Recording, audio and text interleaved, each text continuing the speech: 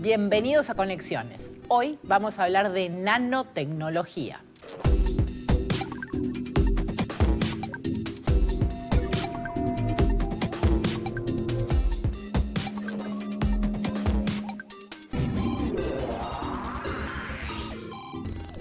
A veces lo desconocido no está en el espacio o en el fondo del mar. A veces lo desconocido aparece cuando los mismos materiales que nos rodean todos los días se vuelven tan pero tan pequeños que cambian casi por completo sus características. Esa es la puerta que abre la nanotecnología.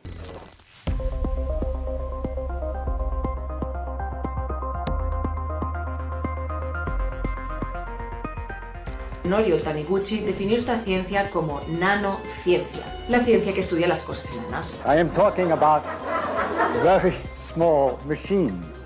How you were changing our conception of the most basic things. What is big and what is small. Los nanómetros es básicamente la millonésima parte del milímetro. Por ejemplo, hay materiales que a escala nano se hacen más fuertes, pero son más livianos, ¿sí? Y todo eso emerge simplemente de cambiar la escala de tamaño.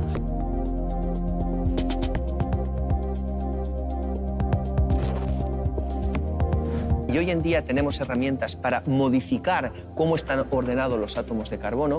Ahora la proporción de átomos superficiales es mucho más grande y empiezan a emerger estas nuevas propiedades.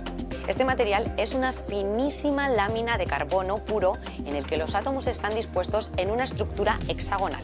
La heteroestructura se comportaría de una forma completamente nueva. Podemos juntar un superconductor y un aislante y esto cambia las propiedades de conductividad. Would reveal that these nanometer-wide hexagonal lattices of carbon had the strongest tensile strength known to man.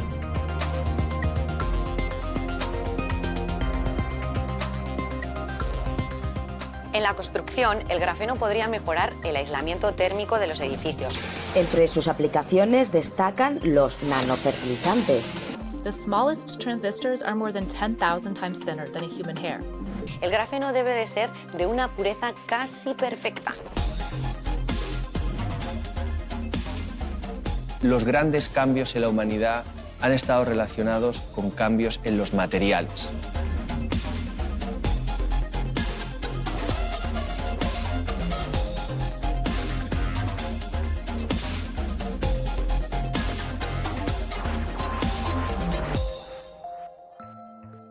En las últimas décadas han empezado a sonar términos como nanopartículas, nanomateriales, nanotecnologías. Como ocurre tantas veces con términos de la ciencia más avanzada como cuántico, antimateria, plasma y tantas otras, lo nano ha tomado la imaginación y se ha convertido en una explicación casi mágica para algo sorprendente como por ejemplo el traje de Iron Man. Más allá de la creatividad o no de los escritores, la nanotecnología es un campo de vanguardia en la investigación científica y tecnológica. Posiblemente la primera persona en imaginarse esta tecnología fue Richard Feynman, que en una conferencia en 1959 llamada Hay mucho espacio hacia abajo, habló de la posibilidad de crear pequeñas máquinas del tamaño de unos pocos átomos. No fue hasta 1957 en que Richard Feynman, que es como el mesías para cualquier nanocientífico nanotecnólogo, dijo aquello de "There is plenty of room at the bottom", refiriéndose a que había un mundo entero muy interesante sin explorar, el mundo de las cosas diminutas. Pero no fue hasta el 74 en que Norio Taniguchi definió esta ciencia como nanociencia, la ciencia que estudia las cosas enanas. En 1986, Eric Drexler, que también fue un pionero de la nano, expandió la idea de no solo estudiar la materia pequeña, sino además de usarla a nuestro favor para crear, por ejemplo, nanomáquinas.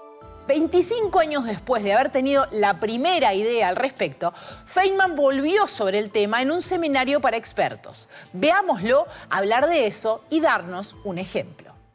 How small can you make machinery? Okay, that's the subject. Because I've heard people around in the bath saying, tiny machines. What is he talking about, tiny machines? And I say to him, you know, very small machines, and it doesn't work. I am talking about very small machines. A friend of mine named Al Hibbs suggested something else that's going to shock you. And the idea is to swallow the surgeon. The surgeon is a machine with knives that's very tiny. They can go down around and be controlled and go into the blood vessels and down in here and carve away the plaque or whatever the heck it has to do and come, okay? Yes, fantastic boy. You swallow the surgeon, yes. Cuando Feynman hizo las primeras declaraciones y también 25 años después, en esta charla, la nanotecnología todavía era un campo de la especulación. No fue sino hasta los 90 que empezó a haber desarrollos más claros, pero todavía era algo difícil de entender, incluso para uno de los responsables de financiar ese impulso en la investigación. I also try to think of little ways to illustrate how you are changing our conception of the most basic things. What is big and what is small. What is long and what is short. Dr. Lane has actually given me a primer of what nanotechnology is, and I can carry on a fairly meaningful subject about something that is totally unfathomable to me. Pero, ¿qué es la nanotecnología? Distintas organizaciones y subcampos han dado distintas definiciones. Sabrina Massieu es docente e investigadora de la Facultad de Ciencias de la Universidad de la República y nos explica la más sencilla. A nosotros particularmente, que estamos estudiando sobre la nanotecnología y la aplicación de nanoestructuras para diversos fines, nos quedamos con la definición más corta y más práctica, que es básicamente el estudio de la manipulación y la aplicación de materiales y tecnologías y de diversos sistemas en donde la materia ha sido manipulada en una escala definitiva. ¿Cuál es esta escala? La escala va de 1 a 100 nanómetros. Al escuchar la palabra nanómetro, nos podemos dar una idea de que es algo chiquito. Pero, ¿qué tan chiquito? Los nanómetros, como para que entendamos un poco más o podamos verlo, imaginarlo, es básicamente la millonésima parte del milímetro. O sea, estamos hablando de estructuras que son bien chiquititas y que, por supuesto que a simple ojo no lo podemos ver, pero ni siquiera lo podríamos ver con un microscopio de los que se utilizan en los laboratorios microbiológicos, por ejemplo. ¿Y por qué trabajar con cosas tan chicas? ¿Qué ventajas nos trae? Sabrina Massieu nos lo explica. Hay una amplia manera de hacerlo y cada una de estas estructuras, cuando llegan a tener esa dimensión, ya sea en todas o en al menos alguna de sus dimensiones, tienen la particularidad de que tienen diversas funciones, propiedades y características que las hacen muy particulares y únicas según el tamaño y según la forma, y ni hablar el material. Entonces, eso abre a un abanico muy amplio de aplicaciones en todos los campos de la ciencia y de la tecnología. Hasta ahora entendemos que la nanotecnología implica trabajar con materiales más chicos, mucho más chicos. Pero esto no es todo. El docente e investigador de la Facultad de Ciencias de la Universidad de la República, Pablo Fagundes, nos explica que la nanotecnología es mucho más que hacer cosas chiquitas. Cuando trabajamos con escala nanométrica, lo que tenemos que pensar es que estamos a una escala cercana a lo que son los átomos, ¿sí? Entonces ahí aparecen nuevas propiedades que se llaman propiedades emergentes, que no las tienen el material macroscópico, ¿sí? Como por ejemplo el oro, que todos estamos acostumbrados a verlo y es dorado, a escala nano, por ejemplo, se ve rojo, ¿sí? Y así con el color hay otras propiedades, como por ejemplo hay materiales que a escala nano se hacen más fuertes, pero son más livianos. Hay otros que conducen mejor la corriente, hay otros que tienen propiedades térmicas mejores de conducción del calor, ¿sí? Y todo eso emerge simplemente de cambiar la escala de tamaño, ¿sí? No es que que el material sea un nuevo material, es un nuevo material, pero tiene propiedades que antes no las veíamos simplemente por una cuestión de escala. Los cambios de escala generan que estas nuevas propiedades las podamos usar para diferentes aplicaciones, ¿sí? Y es por eso el interés en los nanomateriales, no solo hacer cosas chicas por hacer cosas chicas, sino simplemente porque a partir de hacer cosas chicas aparecen propiedades nuevas. Incluso los materiales más comunes, cuando los manipulamos a escala nanométrica, pueden adquirir propiedades nuevas e increíbles. Las propiedades de los materiales no solo dependen de su naturaleza, de lo que son, oro, carbón, hierro, sino también de su estructura, de cómo están ordenados. Creo que el mejor ejemplo en este sentido es el carbono. Cuando pensamos en carbón, pensamos inmediatamente en algo negro, frágil, que sirve básicamente para quemarlo, que es el uso fundamental del carbón. Pero cuando vamos a su estructura, y hoy en día tenemos herramientas para modificar cómo están ordenados los átomos de carbono, podemos generar materiales totalmente nuevos, radicalmente nuevos. Podemos hacer carbón que sea transparente. Uno de los aspectos clave al trabajar a escala nanométrica es la llamada relación superficie-volumen. Este es un aspecto bastante complejo, pero Pablo Fagundes nos lo explica hablando de comida.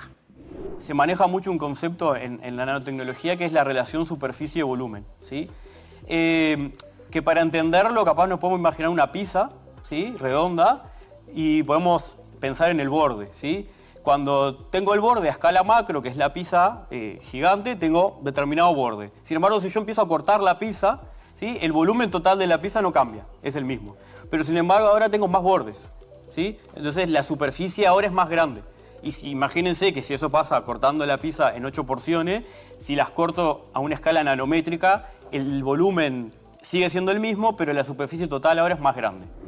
¿Y por qué este cambio en la relación entre el borde de la pizza y su volumen es importante? Digo, además de porque a algunos no nos gusta el borde. ¿Y qué pasa? Que los átomos que están en la materia a escala superficial tienen comportamientos diferentes a los que están adentro de la materia, en el volumen, ¿sí? Pasa que a escala macro, que es lo que nosotros vemos, esos átomos superficiales son muy pocos comparados con los que conforman el resto del material. Entonces sus propiedades quedan desapercibidas, digamos. Pero cuando nos vamos al interior de la materia y aumentamos de esta relación superficie-volumen, ahora la proporción de átomos superficiales es mucho más grande y empiezan a emerger estas nuevas propiedades.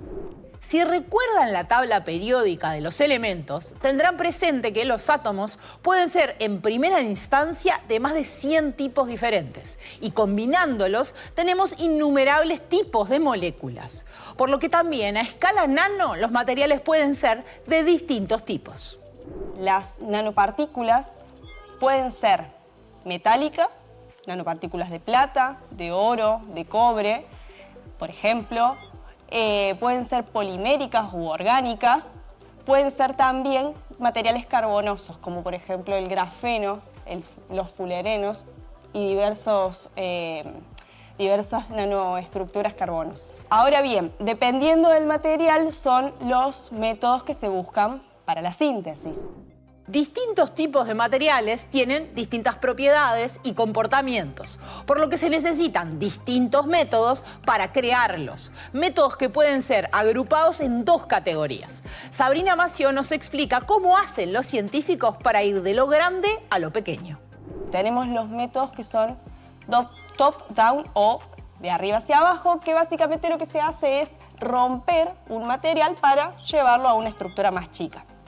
Dentro de esos métodos hay, por supuesto, molienda física, que implica justamente el aplicar una fuerza bajo algunas condiciones controladas, por ejemplo, una atmósfera inerte, para, a partir de un material bulk, que se llama, llegar a una nanopartícula. También tenemos lo que se llama ablación por láser, que es, en vez de utilizar fuerza, lo que se utiliza es un láser que va rompiendo un material para generar así materiales de dimensiones más pequeñas. Otra manera de hacer nanomateriales es la inversa, a partir de cosas más chicas, como por ejemplo átomos, e irlos agrupando hasta que se forma una nanopartícula. Sabrina Mació nos dice que este es el método que usan en su laboratorio y nos explica por qué. Átomos del material que luego va a conformar la nanopartícula, se empieza a juntar en forma de clústeres o pequeños agregados y llegan a formar una nanopartícula. Estos métodos, los métodos del tipo de abajo hacia arriba, son los que particularmente usamos más en nuestro laboratorio porque son más fáciles de controlar ciertas condiciones. Porque uno tiene que tener en cuenta que va a haber muchos factores y condiciones que hay que controlar para poder tener una síntesis de nanopartículas homogéneas. Entonces, si hablamos de molienda, difícilmente podamos controlar el tamaño o la fuerza de lo que queramos obtener. Entonces, con los métodos del tipo de abajo hacia arriba es más fácil controlable. Uno de los nanomateriales más prometedores es el grafeno, que no es más que carbono, sí, el mismo carbono que está en el grafo de tus lápices, pero organizado de tal manera que queda una capa muy fina de solo un átomo de espesor y que tiene propiedades muy particulares. Este material es una finísima lámina de carbono puro en el que los átomos están dispuestos en una estructura hexagonal, como un panal de abejas. Gracias a su estructura, el grafeno presenta una serie de propiedades extraordinarias. Como te conté al principio, es 200 veces más fuerte que el acero, conduce la electricidad de manera sobresaliente y es extremadamente ligero, flexible y además no contamina. Los electrones del grafeno se mueven a velocidades muy cercanas a las de la luz y eso hace que tengan, digamos, unas propiedades relativistas cuánticas bien interesantes que no se habían visto en otro material. Estas características suenan casi a ciencia ficción y podría revolucionar industrias y campos que van desde la tecnología hasta la medicina. ¿Cuál de estos personajes del mundo de los cómics usa nanotecnología para modificar su cuerpo y sus habilidades? Blue Beetle de DC Comics, Wolverine de Marvel, Tintín de GK.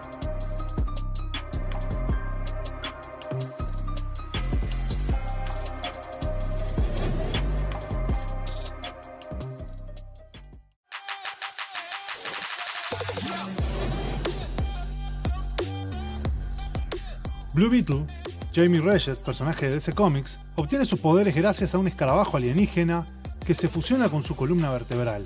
Este escarabajo libera nanotecnología avanzada que cubre su cuerpo con una armadura capaz de cambiar de forma, crear armas y adaptarse a diferentes amenazas. A diferencia de otros héroes, Jamie no controla totalmente la tecnología, lo que genera conflictos interesantes en la historia. Seguimos en Conexiones hablando de nanotecnología. En el bloque pasado hablamos del grafeno. Luego de su descubrimiento, los científicos crearon otros materiales de una sola capa.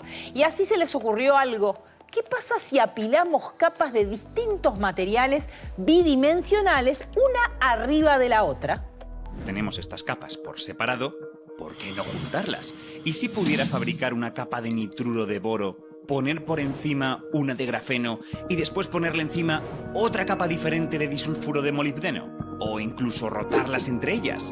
En conjunto sería una estructura totalmente peculiar, láminas unidas por las flojitas fuerzas de Van der Waals.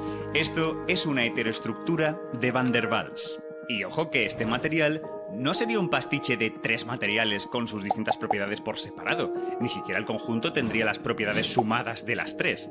La heteroestructura se comportaría de una forma completamente nueva. Los electrones dentro de este sándwich harían cosas completamente novedosas, dado lo extraño que es la red atómica en la que viven.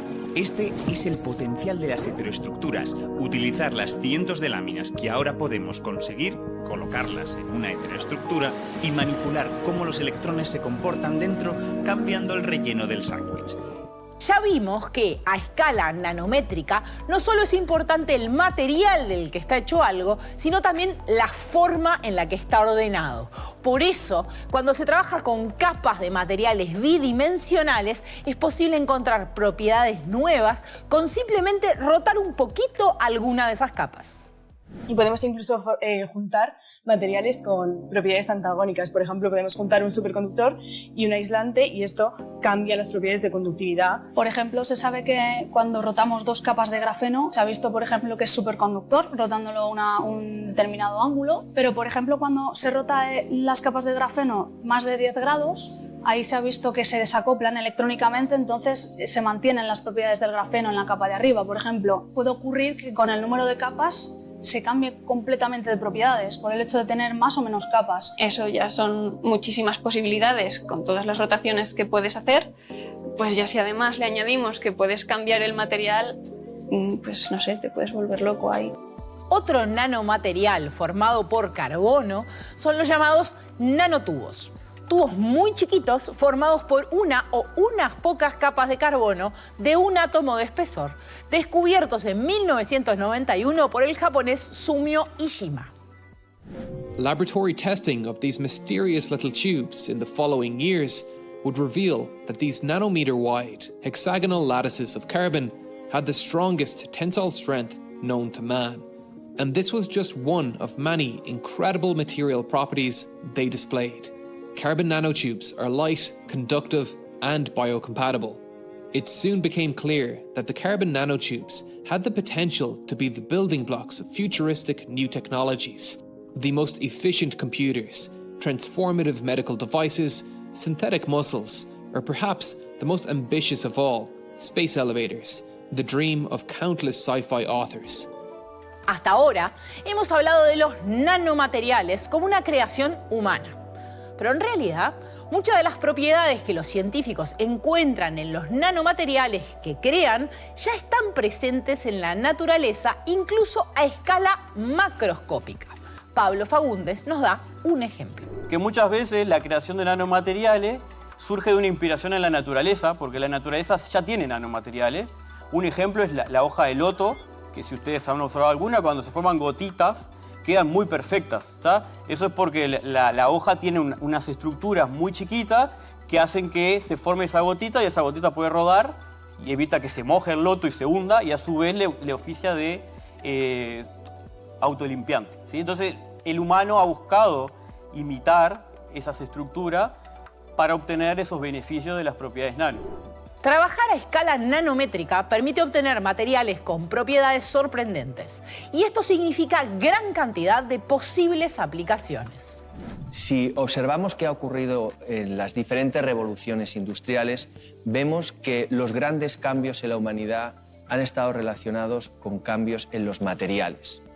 La nanotecnología está abriendo una nueva revolución industrial porque nos permite cambiar las propiedades intrínsecas de los materiales.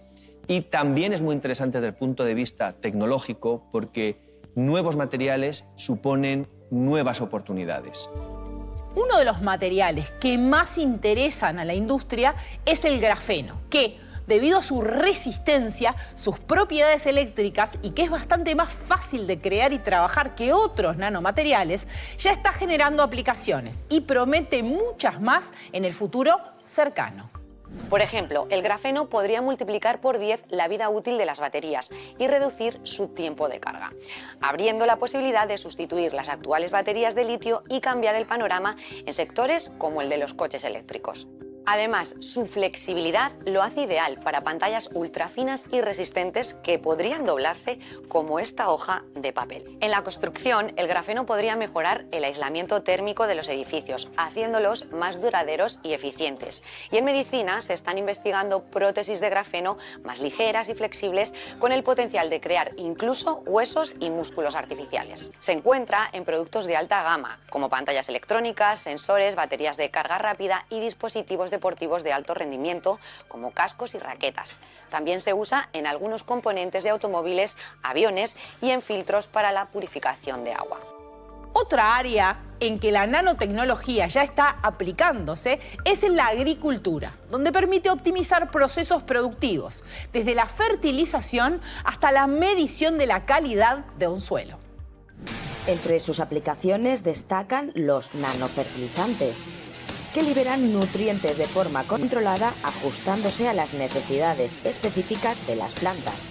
Esto mejora la eficiencia en su uso de fertilizantes y disminuye la contaminación del suelo y las aguas subterráneas. Los nanopesticidas actúan de manera específica sobre plagas y enfermedades, aumentando la eficiencia en el control de organismos perjudiciales y reduciendo la toxicidad ambiental. Por su parte, los nanosensores monitorean en tiempo real las condiciones del suelo y los cultivos y el clima. Esta información permite a los agricultores tomar decisiones más rápidas y precisas, optimizando los rendimientos. Pablo Faúndez nos cuenta que al manipular la relación superficie-volumen es posible hacer materiales que tengan más superficie pero ocupando menos espacio, lo cual es muy útil para la generación de energía a partir de la luz solar. Cuando el material interacciona con la luz se pueden crear superficies que reflejen más o menos o seleccionen determinado tipo de luz y no otra. Hay paneles solares porque en esto del aumento de la relación superficie-volumen es como que en un volumen mucho más chiquito yo puedo tener ahora un área mucho más gigante, ¿sí? Y entonces, por ejemplo, eso en un panel solar lo puedo llegar a reducir, ¿sí? Pero el área que tengo es tal que aumenta la eficiencia de captación, por ejemplo, de la luz. Las primeras computadoras ocupaban mucho espacio y tenían poca capacidad de procesamiento. Para hacerlas más chicas y potentes, es necesario que los chips sean cada vez más chicos. Para eso, se hacen necesarias unas máquinas que imprimen los chips a una escala nanométrica y que son tan complejas que solo una empresa holandesa las puede producir. Chips are made from silicon, an abundant element found in rocks and sand that's purified, melted down, then sliced into circular wafers, the surface on which chips are built in a grid formation. Each wafer can have dozens of thin layers, making up billions of transistors that determine what the chips can do. These layers are printed using lithography. Extremely precise rays of light are projected through a mask of the chip design. When the light hits the surface of the wafers, which have been coated with photoresist chemicals, it prints the minuscule designs on each layer at extremely high volumes. The smallest transistors are more than 10,000 times thinner than a human hair. The designs have gotten so small, ASML had to develop new methods of printing at the very edge of known physics. With the help of customer investments and a consortium of scientists, ASML figured out a way to create large amounts of extreme ultraviolet light, with a wavelength so short it's not only invisible to the human eye, it's absorbed by all natural substances, even air. So the entire process has to happen in a vacuum, a first for lithography. At 13.5 nanometers, ASML's EUV wavelength is the size of just 5 DNA strands laid side by side. The previous generation machines used deep ultraviolet light, or DUV, with a wavelength of 193 nanometers.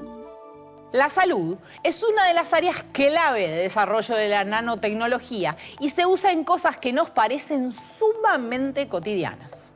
En la medicina, que es un campo más cercano a mi área de estudio, por ejemplo, las nanopartículas de oro, seguramente todos las conocen porque alguna vez en los test rápidos, tipo COVID, embarazo, las rayitas de colores que normalmente vemos son nanopartículas de oro, ¿sí? Tal vez el uso más prometedor en la salud es la creación de estructuras muy pequeñas, capaces de ser direccionadas específicamente al lugar donde se necesita que actúen. Al tener materiales chiquitos, por ejemplo, puedo encapsular fármacos adentro de los materiales y lograr poner en una cajita nanométrica un fármaco y dirigirlo a un tejido específico y evitar, por ejemplo, o aumentar la eficiencia de la llegada de ese fármaco a un lugar que deseo que llegue, o impedir, por ejemplo, que se distribuya por partes del cuerpo que no me interesa que se distribuyan. O mismo a veces algunas propiedades de los nanomateriales, como que tienen capacidad de ser iluminados desde fuera del cuerpo con determinado tipo de radiación y calentarse. Es un área de investigación que se desarrolla en Uruguay para justamente aumentar la temperatura y lograr destruir una célula tumoral, por ejemplo. Al principio del programa vimos a Richard Feynman hablando de un pequeño cirujano que podía entrar a nuestro cuerpo y curarnos desde adentro. Actualmente se está investigando la posibilidad de convertir algo muy parecido en una realidad. Hace muchas décadas atrás se pensaba, había imágenes de, por ejemplo, mini robots que se metían al cuerpo, iban a lugares específicos, reparaban cosas. Bueno, eso hoy en día no es tan alejado de la realidad.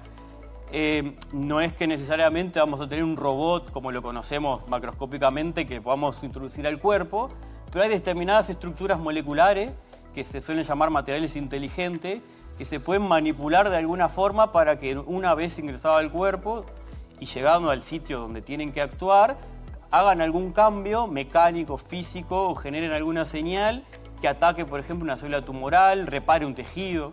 ¿tá? Y eso es algo que hace muchos años era un anhelo, una imaginación, pero que hoy en día no es tan lejos de la realidad.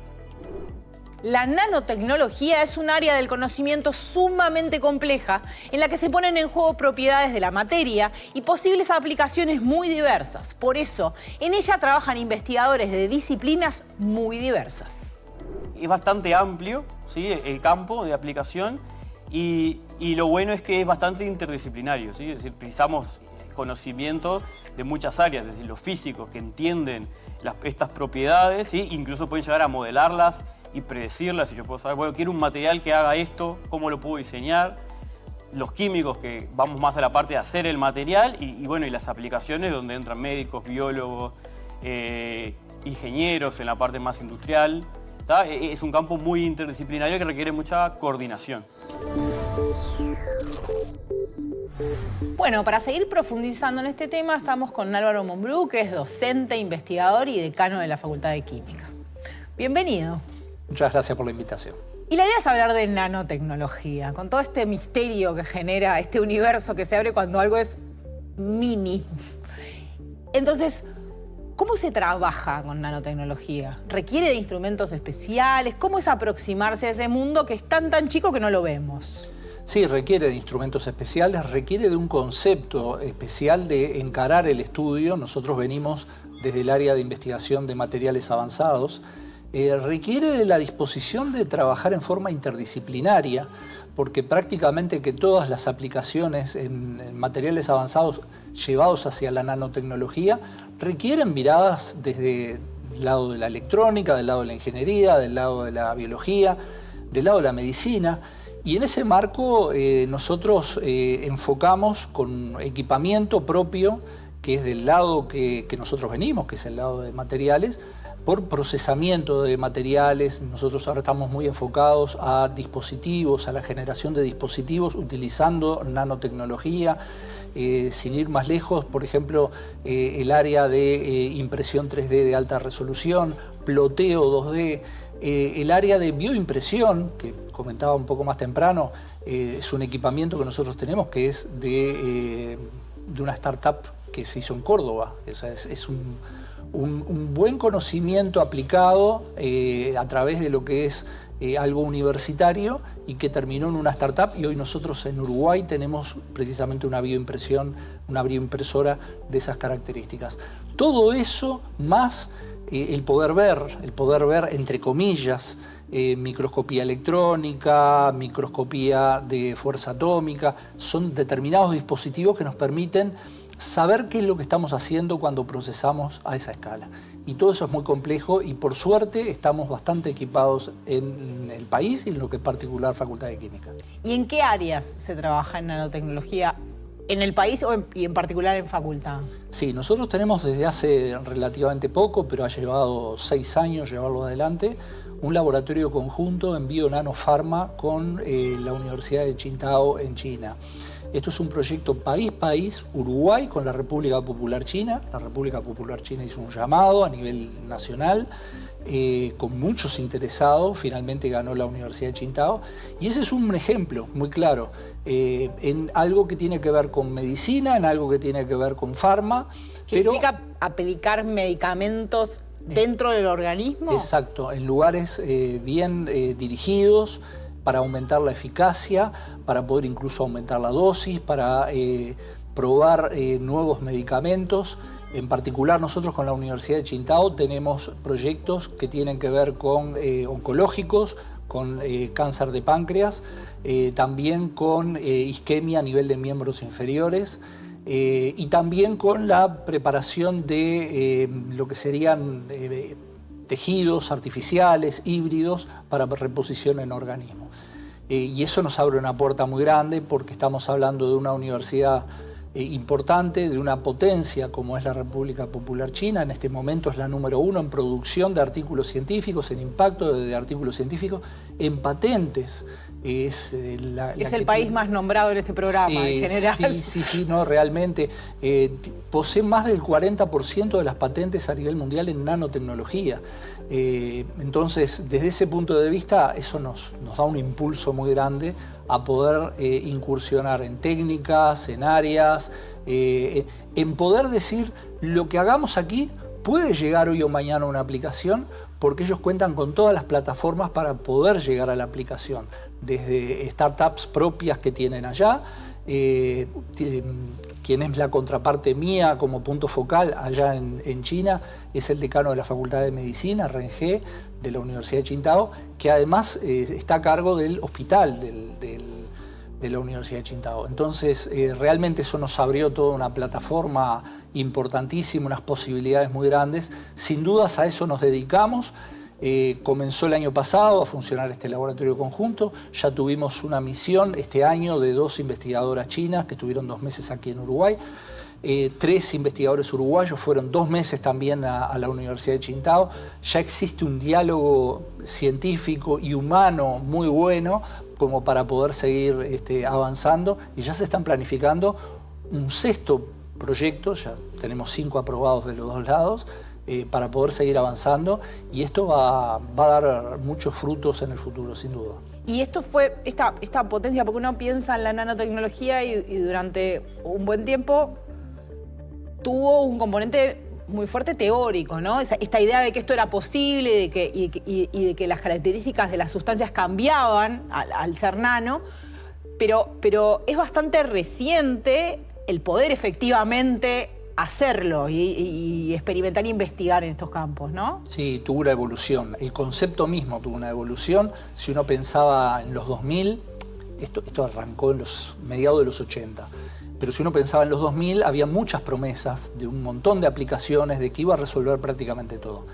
Algunas de esas promesas fueron quedando por el camino, pero surgieron otras con mucho más fuerza. Y en este momento, incluso a nivel mundial, el Observatorio Europeo y demás, consideran que estamos en un momento de un nuevo impulso mucho más fuerte, en donde, bueno, en áreas de medicina se puede, como lo que acabamos de describir, y muchas otras más, en áreas de energía, bueno, ni que hablar el tema de computación y de chips y de procesadores. Realmente la nano está cambiando muchísimo el mundo, va a cambiarlo mucho más, y sí, ha evolucionado el concepto y hoy ya estamos en las aplicaciones muy concretas. ¿Eso va a generar cambios en el mundo? ¿A qué nivel? ¿Esto implica un cambio como muy significativo? Sí, a nivel de salud, sin duda. Estamos planteando de que muchas patologías sobre las que hoy no hay o no se vislumbraba una solución rápida, ya se está encontrando la vuelta para poder buscarle soluciones, incluso soluciones personalizadas, que no es menor el tema. El tema de reposición de tejidos, implantes.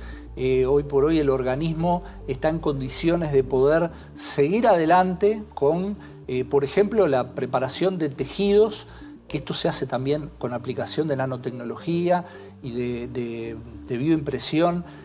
Tejidos, por ejemplo, renales, hepáticos, hasta incluso tejido nervioso.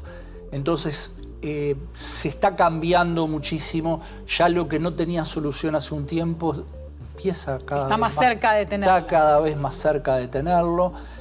A nivel de producción de energía y de almacenamiento de energía, sin duda también se están logrando cosas muy importantes.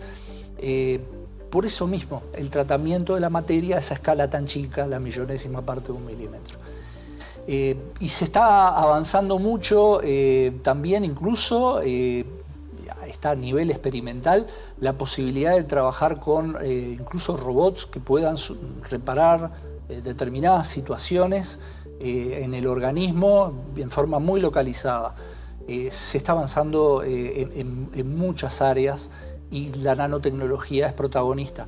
En un momento en donde además la humanidad ha tenido 2 cambios muy importantes, que han sido la pandemia, ni más ni menos, que nos cambió a todos diversos paradigmas, y la popularización de la inteligencia artificial, nada menos.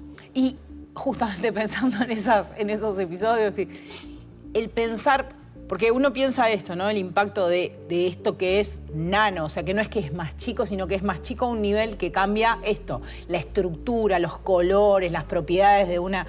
¿También implica dilemas éticos específicos? ¿Abre una puerta ahí de dilemas éticos? Sí, en su momento fue comparado esto con el tema de los transgénicos. En realidad está muy lejos de eso, pero sin duda hay cuestiones ambientales y regulatorias que hay que cuidar. Y por supuesto, la ética en el trabajo de laboratorio, en el trabajo con pacientes, en el trabajo con el medio ambiente, siempre hay que tenerla, eso sin duda.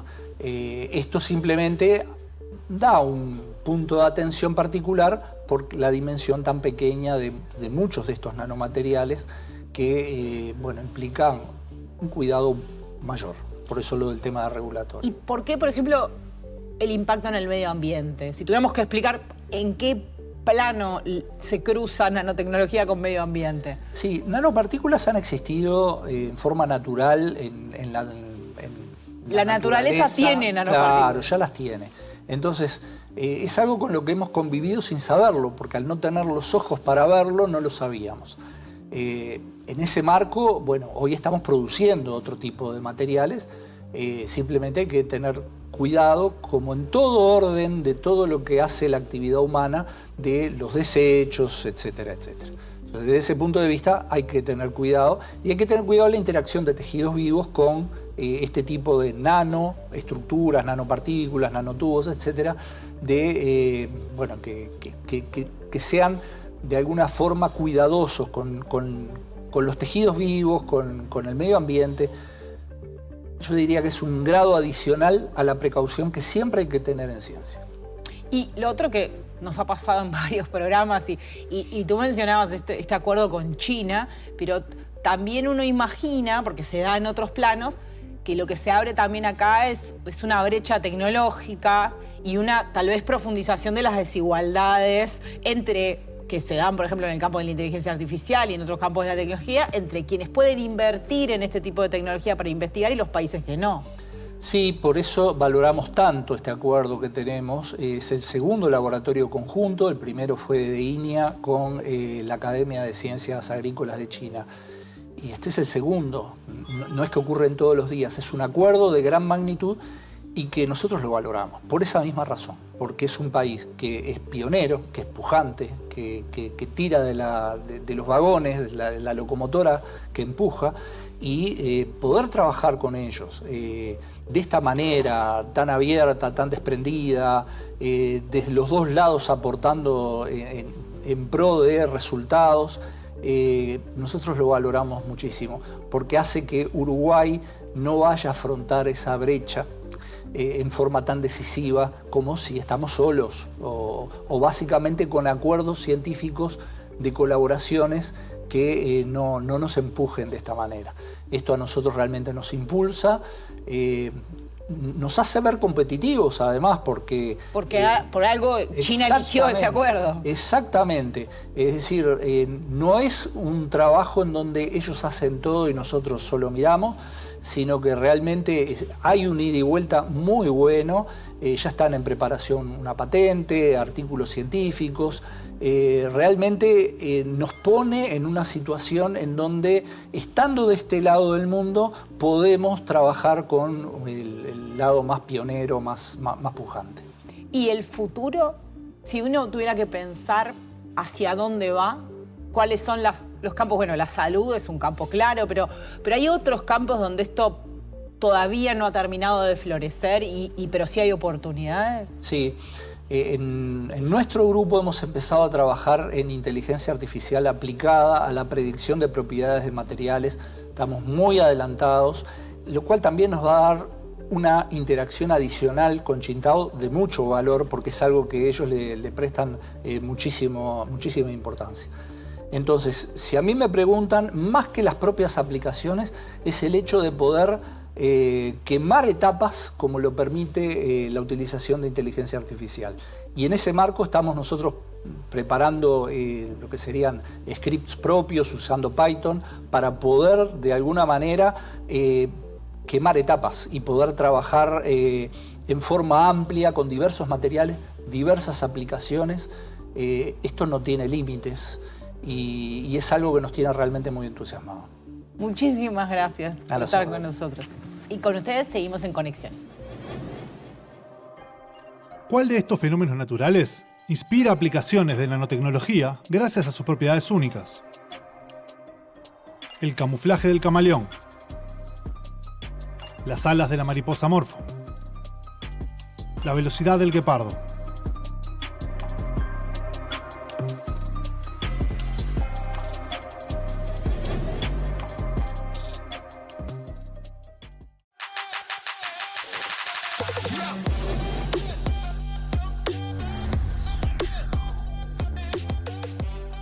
Las alas de la mariposa morfo tienen una nanoestructura especial que manipula la luz, generando un color azul intenso y brillante sin utilizar pigmentos. Los científicos estudian estas nanoestructuras para crear pantallas más nítidas, sensores ópticos y materiales autorreparables.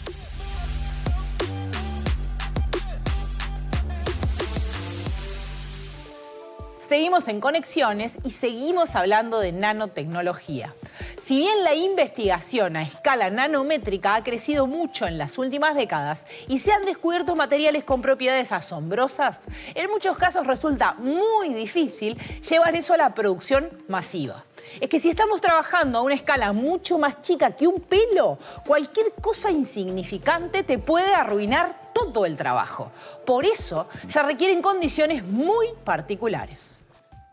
Si estuvieras fabricando un dispositivo nano y entrara una motita de polvo en tu dispositivo, por pequeñita que sea, pues este quedaría seguramente destruido. Así que tenemos que asegurar un número muy bajo de partículas en el aire. Para lograr este ambiente tan controlado, las salas blancas tienen características especiales como filtros de aire, control de flujo de aire y presión positiva para asegurar que las partículas circulen y sean expulsadas de la sala, ropa especial para los trabajadores y superficies lisas que no desprendan partículas y que sean fáciles de limpiar.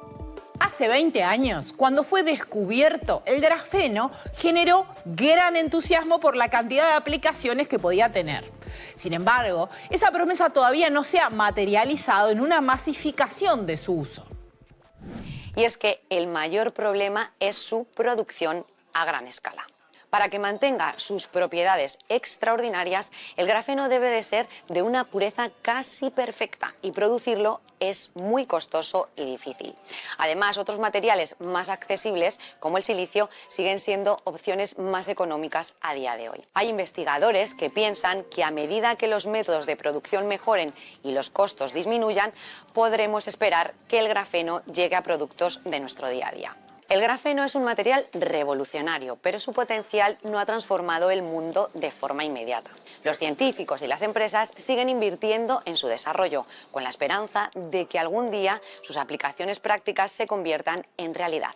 Tal vez solo sea cuestión de tiempo. Algo semejante sucede con los nanotubos de carbono de los que hablábamos hace un rato. Es que su fabricación requiere condiciones tan complejas que es difícil lograrla a una escala que permita su implementación masiva. Like graphene, though, the promise of carbon nanotubes hasn't always meshed with the realities of research and development. Producing them is actually pretty doable, but getting perfectly formed nanotubes at high volume is another story. You can do it. You can produce many tons of nanotubes, but they may be in bad quality or not processable, which is difficult to convert into something useful, because you cannot bring to people one nanotube and say, enjoy. La nanotecnología avanza, transformando materiales, medicina y energía a escala invisible. Su impacto ya está entre nosotros, aunque como está en algo tan pequeño, muchas veces no podamos verlo.